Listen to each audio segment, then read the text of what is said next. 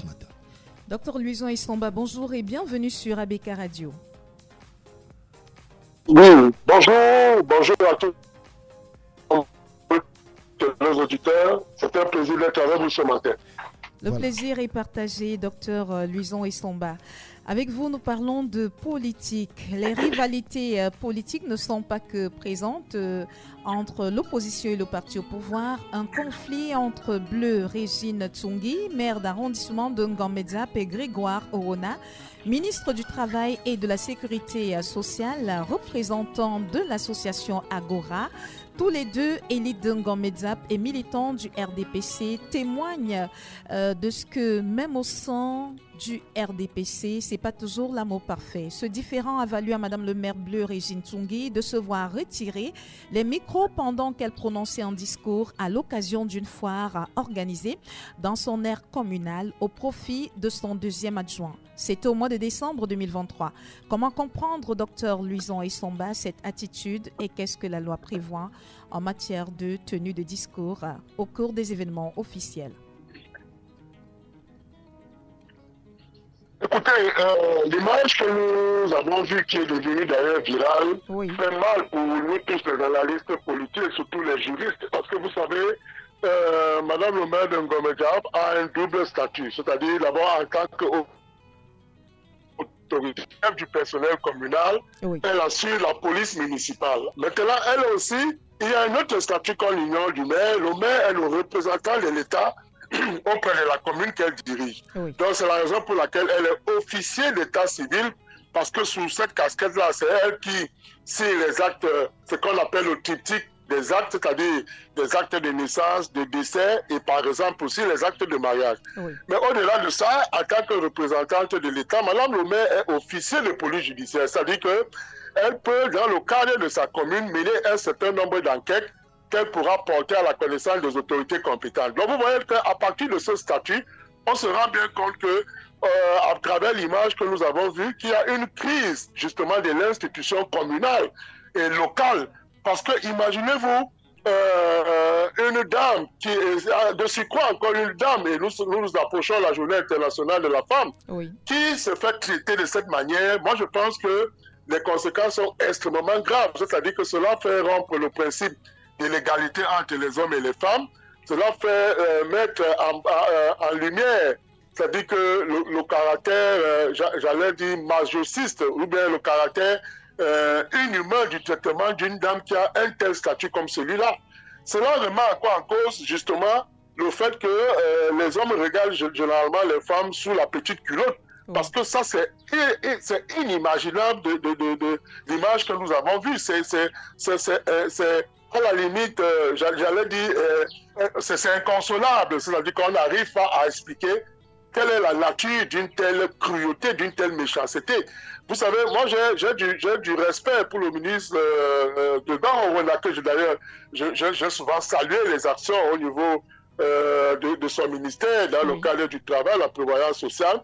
Il a toujours désamorcé beaucoup de bombes, il a toujours rassuré les travailleurs camerounais, mais une telle action, je pense qu'il doit s'expliquer, il doit essayer de donner des raisons qui peuvent permettre de comprendre, mais même jusque-là, sur le plan politique, bon, ils peuvent avoir des problèmes sous-jacents, mais sur le plan de l'image, ça ne fait pas très bien. C'est encore que ce qui est encore plus dur, c'est une femme, et imaginez-vous aussi, ça avait été un maire qui soit un homme. Vous imaginez qu'il aurait pu laisser le pupitre, il devait y rester, c'est-à-dire que l'homme devait rester. Bon, j'apprécie aussi le caractère résilient et surtout l'attitude responsable et citoyenne de Madame le maire. Moi, si j'y vois des sanctions, je crois que les sanctions doivent être prises à l'endroit de son adjoint. Parce qu'on ne peut pas traiter le maire principal de cette manière et l'adjoint vient faire le discours. Donc, il n'y a pas une solidarité de corps, il n'y a pas une solidarité de l'exécutif communal de Ngambedzap. En cela, la deuxième qui est venue faire le discours mérite d'être sévèrement sanctionnée. Elle aurait pu prendre le parti en tant que solidarité des édiles de la commune de Ngambedzap et dire que, bon, si la principale, Madame le maire, est expulsée de cette manière, moi aussi, je suis adjoint, je ne peux pas aller faire le discours quand Madame le maire, la principale est là. Donc vous voyez que sous cet angle, on se rend bien compte que les guéguerres sur le plan politique ne doivent pas impacter sur comment dire, en un lieu solennel comme celui-là où une dame se met debout pour faire un discours. Vous avez vu, les images sont choquantes. Oui. On retire brutalement les micros, les mises manu militaires de côté. Vraiment, ça ne fait pas bien. Aucun homme normal ne peut apprécier une telle image. C'est une femme. Et vous savez, les femmes méritent de l'attention, du respect, de la considération, et elles méritent d'être traitées avec dignité. Oui. Parce qu'aujourd'hui, on semble l'ignorer. La femme, c'est l'être le plus spécial que Dieu, le Tout-Puissant, a créé. Donc pour cela, elle mérite d'être traitée avec beaucoup de respect. Et l'image que nous avons vue nous choque. Et je vous dis, ça nous choque jusqu'au profond de nous. Parce qu'on ne peut pas imaginer que dans un pays comme le Cameroun, l'État de droit, une autorité communale et même représentante de l'État est traitée de cette manière. Vraiment, je vous assure, je parle avec beaucoup d'émotion ce matin. Oui, ça se ressent. Vous me connaissez, je suis généralement modéré, très posé, mais oui, justement. Je ne comprends pas, voilà. Oui, on comprend très bien. Comme je l'ai dit tout à l'heure, imaginez-vous que ce soit un homme qui était maire de ce côté. Vous devez suivre qu'il y a eu du gravuge, il y a eu des tensions, certainement, il devait y avoir des bagarres, ce qui ne devait pas manquer, mais la dame a réagi avec élégance, elle s'est retirée, elle a enlevé son écharpe. J'ai aimé la fin et je pense que c'est ça qui me réconforte jusqu'à présent. Docteur Luison Isomba, est-ce qu'on pourrait parler d'abus dans ce cas précis? À qui est-ce qu'il appartient à une autorité administrative de choisir au sein de l'exécutif communal qui en principe devrait être indépendant parce que ce sont des élus du peuple, la personne qui devrait prononcer un discours lors d'une cérémonie? Écoutez, notre constitution est claire sur l'article 55, alinéa 1. Les collectivités territoriales s'administrent librement. Oui. Donc cela veut dire que l'émission du politique, c'est-à-dire que l'émission des autorités centrales, gouvernementales, ne s'accommode pas de la décentralisation. C'est ce que ça veut dire. Or, vous voyez donc que sur le plan politique, une autorité, une élite, quoique placée au gouvernement, peut venir mettre à mal une autorité communale et dans sa commune. Oui. Vous voyez, et c'est ça qui fait mal. Donc, on peut parler, bon, vous savez, c'est en politique, ils savent de quoi ils se discutent. Nous ne sommes pas de dans ce les côté-là. Secrets, voilà. Voilà, moi je ne suis ni opposant, ni courtisan, ni partisan. Oui. Mais ce que je fais comme analyse, c'est une analyse objective pour dire que c'est une affaire qui va être réglée entre Grégoire Orona et Madame le maire de Ngomejap. Parce que je vais vous dire, vous pouvez ne pas vous aimer, oui, mais vous devez respecter la légalité. Vous devez respecter parce que je vais vous dire, le premier devoir et la première obligation d'un citoyen, qu'il soit, tel qu'il soit, c'est le respect des institutions. Oui. Après, la deuxième obligation, c'est le respect de la loi. Et la troisième obligation, c'est le paiement des impôts. Voilà les trois obligations fondamentales d'un citoyen. Qui plus est encore une autorité gouvernementale de la trempe de Grégoire Orona. Donc vous comprenez, c'est pourquoi je suis très choqué de savoir que ceux qui veulent, qui se sont souvent présentés comme des exemples à suivre, eux-mêmes viennent torpiller la loi et viennent torpiller les procédures solennelles. J'allais dire la solennité d'une cérémonie. Madame le maire est déjà positionnée, elle a commencé son discours, et même quand vous voyez, elle commence avec beaucoup de pression. Oui, bien elle sûr. commence, monsieur le préfet, on le dit, monsieur le ministre du Commerce. Vous voyez, vous sentez qu'il y avait déjà une pression dans l'air. Voilà. Et voilà, les tensions, et ce qui est arrivé est véritablement avec des temps. Oui. Docteur Luison Isomba, vous êtes un enseignant et on parle justement de l'éducation avec vous, des enseignants convoqués pour avoir soumis une épreuve d'examen sur la victoire du président de la République, son Excellence Paul Biya en 2018. L'épreuve invite les étudiants à démontrer si le candidat déclaré vainqueur a remporté l'élection grâce aux performances de son parti ou ou en raison de la fraude du système dominant. C'était donc une épreuve soumise aux étudiants de Master 1 en sciences politiques au cours d'un rattrapage du côté de l'Université de Buea. Le recteur de l'université, justement, Rémi Magloire-Etoile, a convoqué le 26 février 2024 l'enseignant mis en cause Michel Oyan, PhD, et la réunion portait sur un rappel à l'ordre sur l'évaluation des enseignements et la validation des sujets. Pour l'enseignant que vous êtes, c'est quoi la procédure pour proposer une épreuve aux étudiants? Est-ce que l'autorité, lorsqu'elle sent que les règles en la matière n'ont pas été respectées, peut sévir et justement sanctionner ou convoquer, comme c'est le cas du côté de l'Université de Berthois? Oui, Madame Sidonie, je voudrais vous faire un petit rappel. J'ai déjà abondamment commenté cette histoire pour vous dire que le contexte aujourd'hui n'est plus un contexte facile pour les enseignants d'université. Oui. Parce que, vous savez, même les apparitions sur les médias deviennent très compliquées. Tout à fait. Vous voyez, moi, je vous réponds aujourd'hui, justement parce que, je vous assure, Didier Kouamouma a réussi à me convaincre, mais si vous avez vu sur la toile, moi-même, j'ai décidé de me retirer. D'être absent un tout ce qui concerne. Oui. Voilà, j'ai décidé de me retirer parce que prenant un coup dans ma carrière, j'ai senti qu'il faut que je me retire des médias. Mais le sujet est pertinent, le sujet est sensible parce que dans le contexte camerounais aujourd'hui, ce n'est pas le cas. Nous avons eu à l'université de Tchang notre collègue qui avait proposé le sujet intitulé « Les électeurs au Cameroun sont-ils imbéciles ?» Oui. Vous voyez, cela lui a valu également des sanctions. Mais je peux vous dire que sur le plan du droit, nous avons la loi d'orientation du 25 juin 2023 qui pose les jalons de la franchise universitaire. Oui. Qui veut dire que l'enseignant d'université est libre.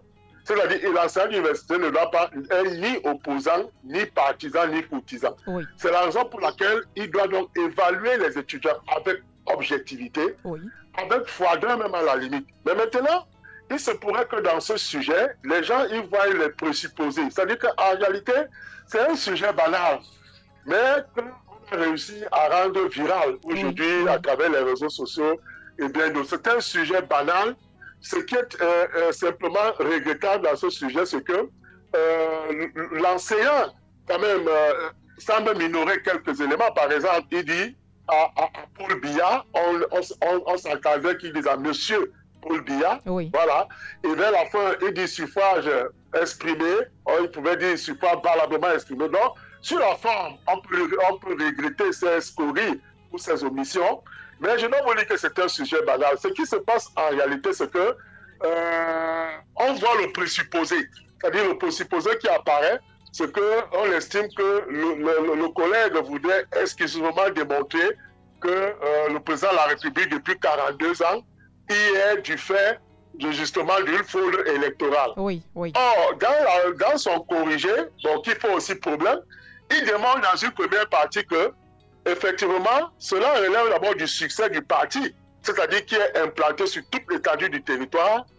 Il relève également que le parti a, des moyens, du savoir, du pouvoir et des avoirs pour pouvoir se maintenir au pouvoir. Oui. C'est-à-dire qu'il évoque un certain nombre d'outils épistémologiques et même scientifiques qui démontrent que le président a toujours gagné du fait justement de son implantation politique sur toute l'étendue du territoire, du fait des moyens que le parti dispose pour gagner.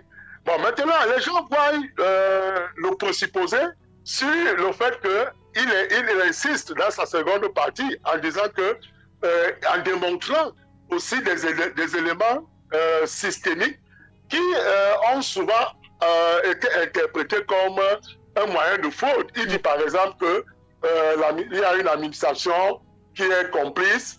Il évoque le fait de ce que la Cour constitutionnelle et l'ECAM sont acquis à la cause du chef de l'État et c'est ce qui peut justifier son maintien au pouvoir. Donc vous voyez qu'à partir de son corrigé, on essaie d'y voir des présupposés, mais je vous dis en tant qu'enseignant d'université, en tant que celui qui a souvent depuis j'ai une carrière aujourd'hui, je peux dire de 15 ans à l'université, ayant proposé des sujets chaque année. Je pense qu'on doit laisser libre pour à l'enseignant de faire son travail. C'est un sujet de sciences politiques et qui est donné dans un domaine de sociologie politique. Oui. Vous voyez? Donc, moi, je pense qu'on a trop tôt fait de voir les présupposés, mais on n'a pas vu l'intérêt du sujet qui amène justement les étudiants à démontrer que les partis de l'opposition ne doivent pas toujours convoquer la fraude lorsque un parti politique a gagné les élections. C'est-à-dire que le collègue interpelle les partis de l'opposition à mutualiser les forces, à faire inscrire les gens sur les listes électorales, à s'implanter sur toute l'étendue du territoire, à proposer des alternatives pour aboutir à une alternance politique. C'est aussi ça le sujet. Donc les gens se sont appuyés sur ce qui semble gêner. Or, le sujet est plein d'intérêt sur le plan théorique et pratique. Oui. Docteur Luison Isomba, nous nous intéressons à un autre pan de la vie du Cameroun. 28 février 2008, 28 février 2024, il y a de cela 16 ans, les émeutes de la faim avaient lieu au Cameroun. 16 ans après, est-ce qu'on peut dire qu'on est sorti de l'auberge? Est-ce qu'on peut dire que les choses ont véritablement changé? Est-ce qu'on peut craindre de nous retrouver dans de nouvelles émeutes de la faim en 2024? Non, Madame Sidonie, il faut le dire de la manière la plus froide. Nous sommes restés dans ce qu'on appelle une auberge espagnole, c'est-à-dire qu'une auberge toujours des difficultés. Oui. Vous voyez que rien n'a fondamentalement changé. Au contraire, les choses sont allées de mal en pire. Vous voyez, avec l'augmentation aujourd'hui de la hausse du carburant, on ne peut pas dire que les choses se sont améliorées. Oui. C'est vrai que l'État a procédé à quelques ajustements au niveau du salaire, avec les 5% qui ont été ajoutés, avec la prestation familiale qui a été augmentée, qui est passée de 2800 à 4500. Tout à fait. Il y a des efforts de l'État qui sont louables, mais vraiment, nous ne sommes toujours pas sortis de l'auberge espagnole. Nous espérons simplement que les jours à venir seront des jours radieux pour les Camerounais, à l'effet pour l'État justement davantage trouver des solutions idoines pour que les Camerounais puissent respirer, puissent vivre comme il se doit. Parce que vous savez, moi j'ai essayé d'observer et d'analyser le comportement des Camerounais qui n'exige rien. Chacun à son petit niveau, il voudrait avoir son petit pain quotidien. Oui. Et vraiment, si les choses allaient très bien et que la bonne gouvernance était de mise, vous allez voir, le président ferait 100 ans au pouvoir, que cela ne générait personne. C'est simplement parce que lorsque les gens, vous ne pouvez pas plumer loi et l'empêcher de crier. Oui. Donc, c'est un peu ça aujourd'hui le problème. C'est-à-dire que le peuple sent la douleur, mais on ne peut pas empêcher à ce peuple de crier. Et c'est la raison pour laquelle je dis que ça fait 16 ans aujourd'hui, on se rend bien compte que la crise de la faim. Oui, la crise de la faim reste d'actualité. Nous avons perdu le docteur. Voilà, c'est en cela qu'on peut. Oui. Oui, docteur, allez-y. Vous avez perdu quelques secondes.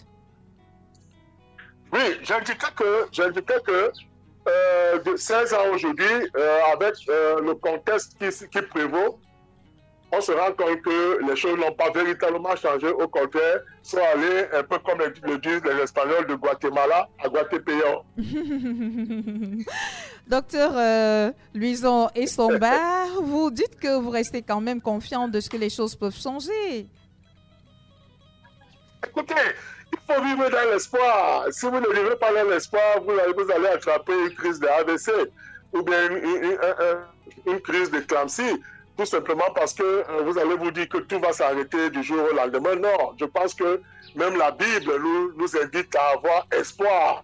Vous avez vu aujourd'hui, je prends un exemple banal, vous avez vu le président du Conseil constitutionnel, Clément Tangala, qui est au soir, au crépuscule de sa vie, oui, qui est nommé par un décret du président de la République comme président du Conseil constitutionnel. Non, c'est pour dire qu'il faut croire. Et moi, je dis, il faut croire en l'État parce que rien n'est statique, les choses sont dynamiques. Et lorsque vous restez dans cette logique du dynamisme de la vie et du dynamisme des institutions, vous allez rester dans l'idée de ce que vous gardez espoir pour la suite. Donc moi, j'appelle et j'invite les Camerounais à garder espoir rien n'est statique, rien n'est éternel, et tout est dynamique dans la vie. Oui. Merci, docteur Louison Isomba, de nous avoir consacré quelques instants de votre temps très précieux ce matin. Ça a été un plaisir de vous avoir. Merci, c'est moi qui vous dis merci. Peut-être j'imagine que ce serait ma dernière intervention sur ABK. Nous ne le souhaitons pas dans tous les cas. Merci infiniment, docteur Louison Isomba. Ça ne risque pas d'arriver, rassurez-vous. On en a vu d'autres.